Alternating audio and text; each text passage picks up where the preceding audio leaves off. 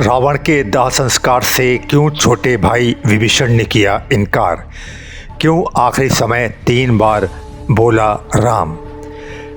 रावण बहुत बड़ा योद्धा था, मायावी था, उसकी मृत्यु असंभव मानी जाती थी। लेकिन जब वो भगवान राम के हाथों मारा गया तो उसके छोटे भाई विभीषण ने अंतिम संस्कार से इनकार क्यों कर दिया? राम और रावण के बीच भीषण युद्ध चला। आखिर युद्ध के 10वें दिन राम ने जब रावण की नाभि में ब्रह्मास्त्र का प्रयोग किया तो रावण ज़मीन पर गिर पड़ा। उसकी जान निकलने में कुछ समय लगा। उसने जब प्राण छोड़ा तो 3 बार राम का नाम लिया। जीवन भर राम को धिक्कारने और ललकारने वाले रावण ने आखिरी समय में ये काम क्यों किया? जब रावण की मृत्यु हो गई तो उसके छोटे भाई विभीषण ने आखिर क्यों उसका दाह संस्कार करने से मना कर दिया? राम जब अपनी विशाल वानर सेना लेकर लंका पहुंचे तो रावण की सेना के साथ भीषण युद्ध हुआ। रावण की सेना के सारे वीर एक एक करके मारे गए। आखिर में रावण जब युद्ध में उतरा तो उसे मारना कठिन था, लेकिन 10वें दिन राम ने ब्रह्मास्त्र का इस्तेमाल उसकी अमृत लगी नाभि पर किया तो इस प्रहार को वो संभाल नहीं पाया, सीधे ज़मीन पर आ गिरा।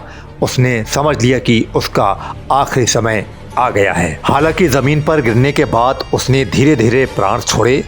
अब प्रश्न ये था कि मृत्यु के बाद कौन रावण का दाह संस्कार करेगा, जो आवश्यक भी था। तब वहाँ जीवित भाई के रूप में विभीषण ही बचे थे जो राम के पक्ष में आ गए थे। राम की ओर से उन्होंने अपने भाई के विरुद्ध युद्ध लड़ा था। विभीषण धार्मिक किस्म के व्यक्ति थे। बड़े भाई को पहले तो उन्होंने समझाने की कोशिश की, लेकिन रावण ने जब विभीषण को ही अपमानित करके भगा दिया तो वो राम के पास चले गए। रावण के मृत्यु के बाद जब भगवान राम ने विभीषण से उसका दाह संस्कार करने के लिए कहा तो उन्होंने साफ इनकार कर दिया। उनके पास ऐसा करने का ये तर्क था कि उसका बड़ा भाई रावण पापी था, लिहाजा वो ऐसा नहीं कर सकता। तब राम को विभीषण को समझाना पड़ा कि मृत्यु के साथ ही उस पार्थिव शरीर के पाप भी समाप्त हो जाते हैं, लिहाजा अंतिम संस्कार करने में कोई बुराई नहीं है। तब विभीषण ने ये बात मान ली और सम्मानपूर्वक रावण का अंतिम संस्कार किया। रावण की पत्नी ने क्या किया? बाद में रावण की प्रमुख पत्नी मंदोदरी ने विधवा जीवन बिताने के बजाय विभीषण से विवाह कर लिया। राम की सलाह पर मंदोदरी और विभीषण ने लंका का शासन संभाला।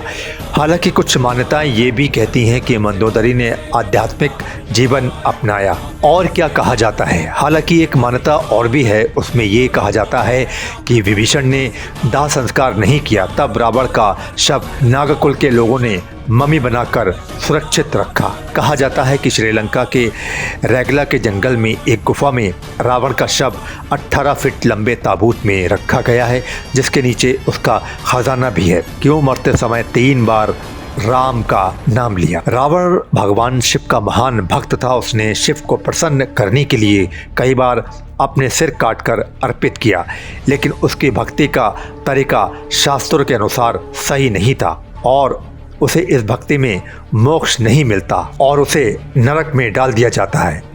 ये बात रावण भी जानता था। उसके खाते में पाप बहुत अधिक थे। वो अहंकार में डूबा रहता था। इसी कारण से विद्वान रावण ने मरते समय 3 बार राम का नाम लिया ताकि उसे पापों से मुक्ति मिल सके। राम नाम का स्मरण मोक्ष का कारण माना जाता है, क्योंकि ये पापों को नष्ट करके आत्मा को मुक्त करता है।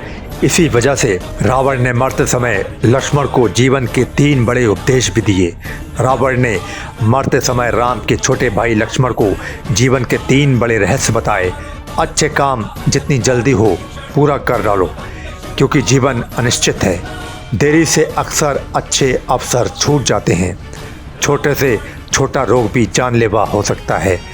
कमज़ोर दिखने वाला शत्रु भी खतरनाक हो सकता है।